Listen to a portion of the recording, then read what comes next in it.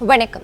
சென்னை மீசாகிப்பேட்டை மார்க்கெட்டில் உள்ள டீ கடைக்கு வந்த கும்பல் சிகரெட் வாங்கிவிட்டு பணம் தராமல் மாமூல் கேட்டு தன்னை தாக்கியதாக கடை உரிமையாளர் காவல் நிலையத்தில் புகார் அளித்துள்ளார்.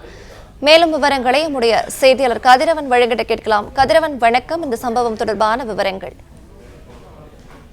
சென்னை ராயப்பேட்டை மீசாப்பேட்டை மார்க்கெட் பெசன்ட் சாலை பகுதியில் அராஃபத் டீ கடை என்ற ஒன்று செயல்பட்டு வருகிறது. நேற்று இரவு 10:30 மணி அளவில் மது போதையில் வந்த 2 நபர்கள் அங்கிருந்த வாடிக்கையாளரிடம் தகராறு செய்திருக்கிறார்கள். அது மட்டும் இல்லாமல் கடை உரிமையாளர் மன்சூரிடம் சிகரெட் வாங்கிவிட்டு பணம் தராமல் அவரிடமும் அவதூறாக பேசியிருக்கிறார்கள். ஒரு கட்டத்தில் அங்கிருந்த வாடிக்கையாளருக்கும் அந்த மது போதையில் இருந்த நபருக்கும் தகராறு ஏற்பட்டு இருவரும் மாறி மாறி தாக்கிக் கொண்ட நிலையில மீண்டும் அங்கு வந்து அந்த கும்பல் அந்த கடையில் இருக்கக்கூடிய பாட்டில்கள் மற்றும் போன்றவற்றையெல்லாம் அடித்து நொறுக்கிவிட்டு அந்த மன்சூர் மீதும் தாக்குதல் நடத்தியிருக்கிறது.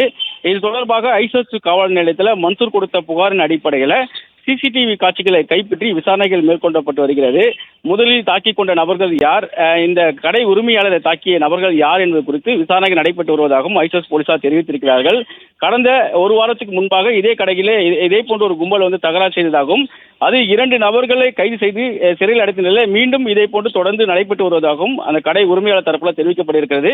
ஐசஸ் போலீசார் தற்போது இந்த சிசிடிவி காட்சிகளை கைப்பற்றி விசாரணைகளை மேற்கொண்டு வருகிறார்கள்.